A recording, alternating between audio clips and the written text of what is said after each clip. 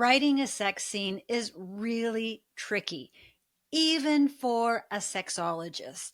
It's not the sex, it's where do all the limbs go? So, in my book, The Sex Course, which is about four daring women who take their sex lives from just to toe curling, oh yeah, there's a lot of sex scenes. Long term sex, first date sex, in a relationship sex, wanting sex but unable to.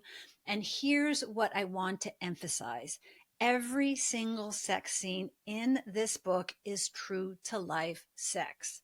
So when people complain about porn doing so much harm to people's perception of sex, have those people ever read a romance novel? And one of the reasons I wrote the sex course was to get a sex scene the way sex actually is.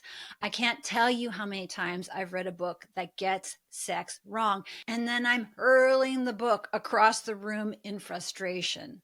So I'm sending out an author challenge for people who write sex scenes to create accurate sex scenes and be unafraid of writing sex the way it actually is: fun, messy, awkward, and a learned skill that doesn't happen the first time you have sex with someone. So this is certainly not the time to bring up the research showing that only 8% of women have an orgasm with first-time sexual encounters. That's for another video. If you are an author, I'd love to hear about a realistic sex scene you've created and how you've managed to coordinate the limbs flying all over the place. I really want to know. Yes, I'm talking to you, Kristen Bailey, who does an excellent job of sex scenes. If you are interested in real sex scenes, you're in luck. The Sex Course audiobook comes out February 3rd.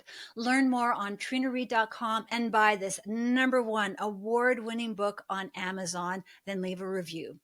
Thank you so much for supporting me and women's sexuality.